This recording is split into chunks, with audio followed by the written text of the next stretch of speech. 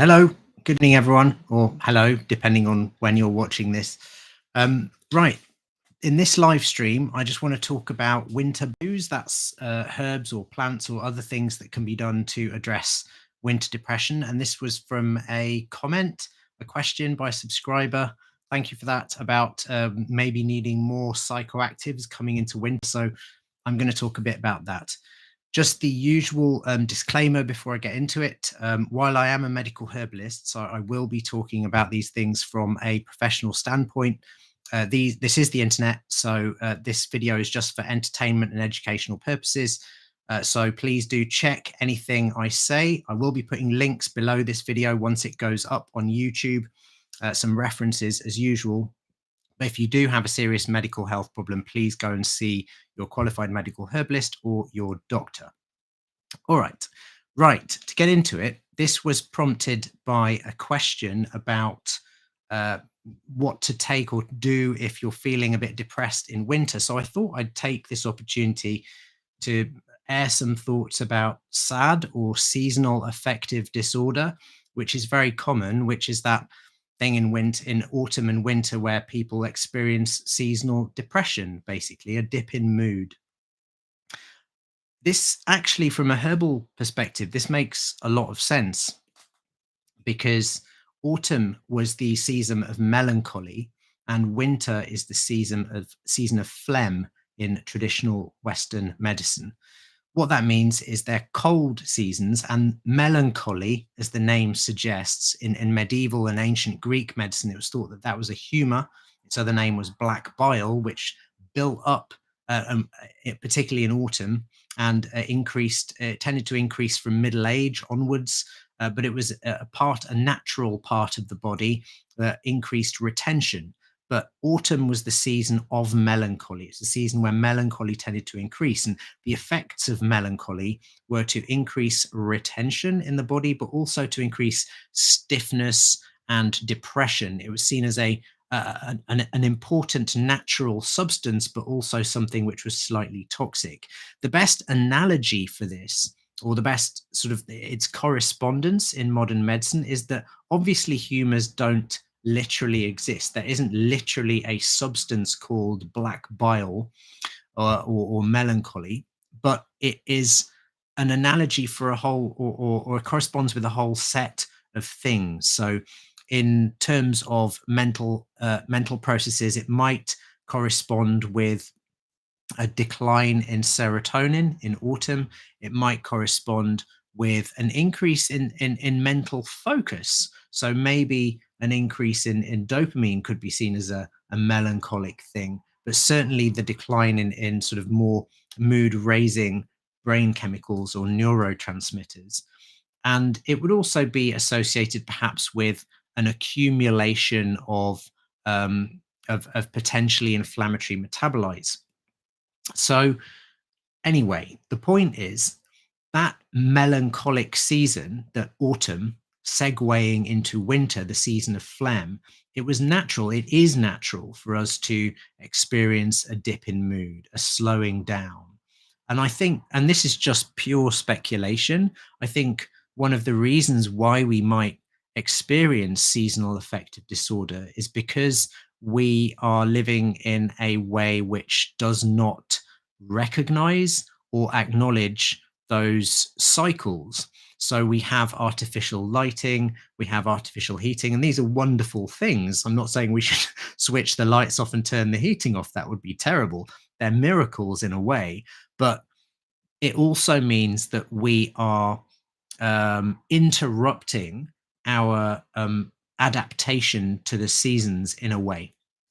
So, and sometimes that is a good thing, like the fact that if you live close to the Arctic Circle, for example, spending 6 months in total darkness, not that good for you. So those things are not, I don't want to be black and white about these things, but what I do mean is that because we're overriding these things, we have 24-hour lighting, that is going to disrupt, for example, the production of melatonin, which is our body's sleep hormone, and it has adverse effects on our stress regulation and many other things. So, what to do about it? A couple of things. I'll start talking about plants in a minute because that was the commenter's question. But just a couple of things. I'm really into the cold water swimming thing, which is not going to be everybody's bag. And obviously, in order to do the cold water exposure, the sort of light version is short cold showers. One level up is to do ice baths or cold baths, and then the level beyond that is wild cold water swimming in winter. So I tend to do one semi-wild swim a week. I go for a swim in Hampstead Ponds in London, which is an artificial lake. I do that once a week, year round, and then I have two cold showers a week just to keep my hand in, so to speak. I know people who go wild swimming every day, so but that for me is enough, and that gives me a good mood boost. I feel it improves my immunity. I mean, I can see that objectively it has done, and it's certainly improved my cold adaptation. I used to live like an orchid in winter. I used to have the heating on really high, and now I don't. So I mean, it's actually 13 degrees in my flat at the moment, and I'm kind of like, it's all right. so, so it's made a difference. I think the cold sewing piece in, and this is just again purely my supposition, my speculation, that because from what little science there has been on it, and there have been a few studies now on similar things like cryotherapy or cold exposure. I think one of the things it does physiologically is it increases the release of noradrenaline, which is a stimulating neurotransmitter or brain chemical. It's uplifting. It also dumps a bunch of endorphins or pleasure chemicals into your system and upregulates or increases the release of those things a bit. So it has a natural antidepressant and sort of painkilling effect, I think. I think that would be fair to suggest that it does. And I suspect that if you live in one of the sort of like higher latitudes, closer to the poles, where you have longer nights and longer nights and colder days in winter, that the cold exposure methods are important. They are our natural way of getting antidepressant effects when we have less sunlight. So I think they're great. They're great for that. Shortcomings, obviously, if somebody has a weak immune system or is very run down, then the cold exposure isn't for them. The analogy I use is it's like giving your body a stressor, which it then reacts to a bit in the opposite direction. So you've got to have some springs in your trampoline. If you're already run down and cold, then obviously doing the cold exposure, doing a cold swim or a cold shower might not be the best. But if you are a person who tends to be cold and gets a lot of colds, feels cold a lot, but you're not ill, then I would do it. It's so counterintuitive. I used to be the most lizard blooded person in the world in the sense that I would feel cold all the time until I started doing a bit of that. And now I don't. I still don't have brilliant circulation. It's just reduced my sensitivity to the cold, I think. So, and it's certainly improved my mood in winter, almost to the point where I almost look forward to it being winter. And I have to say, spring is my favorite season. Winter is my least favorite season, but I almost look forward to it because I know that when the water gets really cold, even though I'm always scared to get in, it gives you the best boost. So there's that. All right. So that's just one idea. More herbally practical ideas, I think. So I'm going to talk about three, maybe four herbs. Don't want this to be too long. The first is the obvious one in that it's the popular one that's had a lot of press, and that would be St. John's wort or Hypericum perforatum. This is used nowadays mainly as a sort of mild herbal antidepressant. And in common with other antidepressants, it takes about 2 weeks to start working. So it's something that if you get seasonal affective disorder, I would recommend people start taking earlier in the season.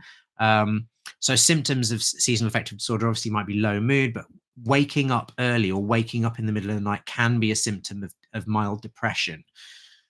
So if you start waking early in the night and not being able to get back to sleep, if you have a bit of low grade anxiety, if you feel a bit demotivated, particularly as autumn goes on and the nights get longer, so hypericum might be good. Couple of big caveats with this plant. It stimulates some liver enzymes which speed up the clearance or breakdown of many other drugs. So, if you're on any prescription medication or even taking some important supplements, like, for example, the over the counter contraceptive pill, you need to be mindful and just check that St. John's wort isn't a problem. So, for example, it can make the over the counter contraceptive pill less effective. It can make certain over the counter medications less effective because it can speed up their breakdown. And one or two of those medications, it could even make a bit more toxic just because of the way they're broken down in the liver. So it's not a problem with the herb itself. It's really a problem with combining that plant with other medications, if you know what I mean. And I don't want to make St. John's wort, which is this amazing little herb, the bad guy. It's kind of just using it with other medicines can be a problem sometimes. It's fine combining it with other herbs usually, but with prescription medicines, it can be a problem. But it's an amazing little herb. Now, what's interesting about St. John's wort is that it wasn't actually traditionally used mainly as an antidepressant. That is a more modern use. In the tradition, it was used more as a wound herb and as a herb for gastritis. I'll see if I can get my copy of Culpeper, if I can find it. It's here and look him up. He's got slightly eccentric alphabetizing, so I should have thought to bookmark this beforehand, but I didn't. Hypericon, I think it's under. Yeah, St. John's wort. So he says here, this is Culpeper, 17th century herbal. So Culpeper says it's a singular wound herb boiled in wine and drank, heals inward hurts or bruises. Made into an ointment, it opens obstructions, dissolves swellings, and closes up the lips of wounds. So, and herbalists still use it in this way today. So we make an infused oil of hypericum or St. John's wort, which is blood red because the hypericin in it is a dye. It stains the oil red, and it's really good for burns and nerve pain and wounds. It's very helpful, but it does have this internal effect of lifting the mood. He says internally, excuse me, the decoction of the herb and flowers, decoction just means boiled up herbs and flowers, especially the seed, or drunk in wine. The modern equivalent of that would be a tincture, an alcohol water extract, with the juice of knotgrass, that's Polygonum aviculare, another herb, helps vomiting and spitting of blood. So they used to use it for gastritis. I think that would be inflammation of the stomach lining. It's good for those that are bitten or stung by any venomous creature. I wouldn't rely on that. It may work for certain kinds of bites, but the difficulty with old herbals is they used to think of bacterial infections as venom because they didn't have, like you'd get bitten by an animal and then it would go manky. It's like, well, they just called it all venom. So it's difficult knowing exactly what they're talking about there. And for those that cannot make water, so it's a diuretic. And he also says seed of St. John's wort made into powder, drunk in broth, expels choler or congealed blood in the stomach. Again, that's heat in the stomach. That's gastritis is talking about. And the leaves and seed drank somewhat warm before the fits of agues, whether they be tertians or quartans. This is like malaria or cyclical fevers, fevers that come and go every few days. Will take them away. And the seed is commended, drunk for 40 days together to help the sciatica, falling sickness, and palsy. Falling sickness is epilepsy. I wouldn't recommend it for that nowadays because epilepsy needs much stricter medical supervision. But the idea that you can see that those last uses, palsy is shaking or trembling, sciatica is nerve pain in the sciatic nerve. So there is an anti-neuralgic or nerve sedative component to its action. What's interesting is that Culpeper classified St. John's wort as a herb of the sun in Leo, which translated from astrolingo means a very powerful herb of the sun, a solar herb, which is fascinating because we know that one of its actions, it has several, is that it raises levels of serotonin in the brain, which is one of the brain chemicals, one of the neurotransmitters in the brain, which declines as daylight decreases. So it kind of is like literally herbal sunshine. So I think it's super good for seasonal affective disorder. but traditionally it was a very, as I say, its use as an antidepressant is a more um, 20th century development. It's very good as that, but it's not by any means the only herbal antidepressant. It is, however, quite suitable for that seasonal affective disorder where you get a loss of willpower, a sort of waking early, feeling anxious, sort of a loss of zest that you feel like you just need a bit more sunshine in your life. It can help with that. But as I say, do be mindful of the fact that it does interact sometimes with other medications. So that you need to check that before taking it. So that's St. John's wort. The other two herbs I want to mention, one is not really specifically a psychoactive or mind affecting medicine, but it's a herb that I think is really good for winter and particularly and for old people as well in general. Although no one herb is good for everyone, this herb is good, especially for the elderly and also in winter, and that is sage. Common sage, what is used to stuff turkeys, and that. Sage is great because when it's drunk as a tea or taken internally, it's slightly antiseptic, so it can help sore throats and help with coughs and wheezing and stuff like that. It's not super powerful, but it will help reduce. Certainly with the sore throat, if you make some sage tea with honey and gargle with it, it will help a lot. Actually, it's very useful. Um, it also, however, has a positive effect on the circulation. So it really helps people who feel cold all the time. And when it's drunk for a few days, it has this very noticeable tonic effect, as in a bit of an increase in energy and certainly an increase in mental clarity. So if you drink it, that is not an immediate effect, but it's a cumulative effect. You start noticing it 2 to 3 days later. If I take sage for 2 or 3 days on the trot, I will wake a bit earlier and my mind will feel a bit brighter. And this was an effect that was recognized traditionally. Culpeper talks about its effect on memory. And in fact, I have a copy of the British National Formulary here. This book is over nearly 20 years old now. I think it was published in 2006, but it has a little monograph on sage in here, and it talks about that in the laboratory as binding to human benzodiazepine receptors, which are sedative receptors in the brain or anti-anxiety receptors.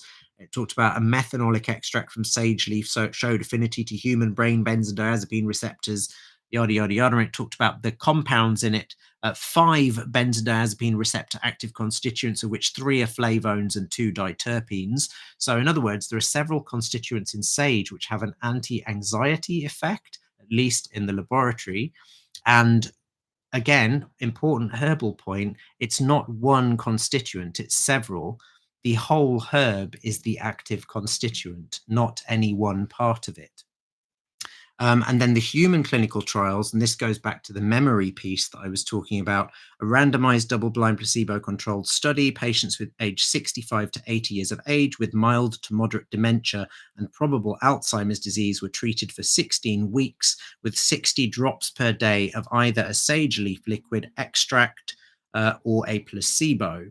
And compared with the placebo group, patients in the sage leaf group experienced significant benefits in cognitive function by the end of treatment, indicated by improved scores in the clinical dementia rating and the Alzheimer's disease assessment scale.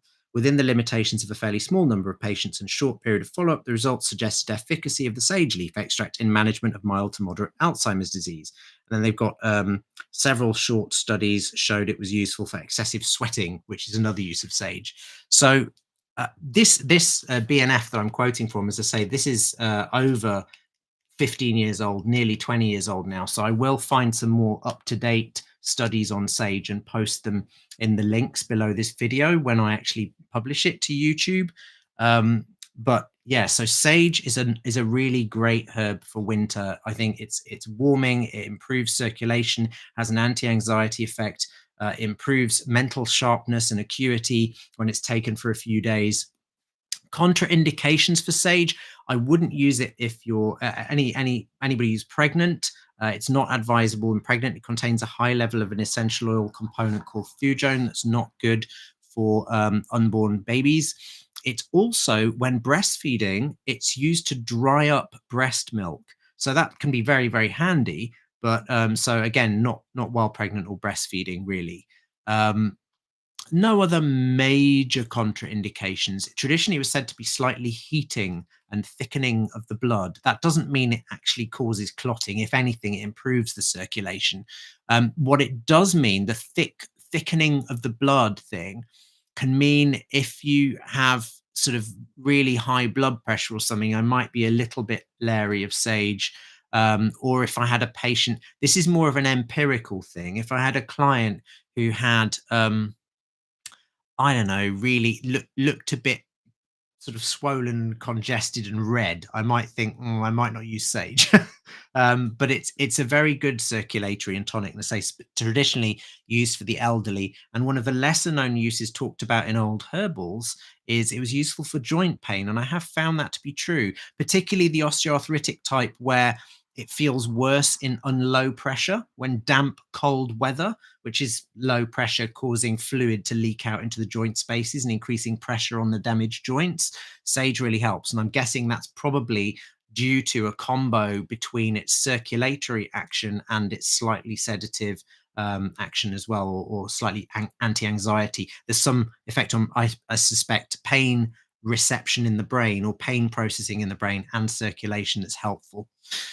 That's just my guess. That's just my guess. And then the third and final herb I want to talk about is a foreign herb, and that is Panax ginseng, or Korean ginseng.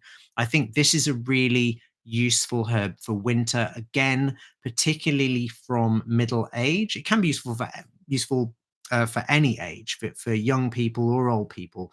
But traditionally, it was more used for middle age onwards into old age, because in Chinese medicine, they refer to it as a qi tonic, this being the Chinese concept of qi being life energy. The traditional Western equivalent would have been called pneuma, from the Greek meaning breath. And it's just life energy tonic, and it's their main life energy tonic.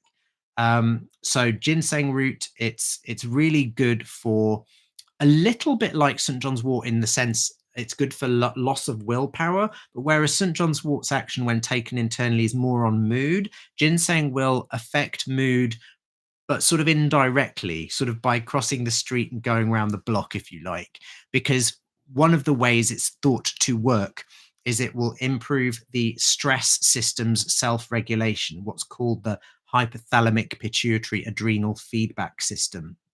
And there's a experiment I think from the 90s which I read about, which is kind of hilarious. They did it in pigeons. So, I mean, I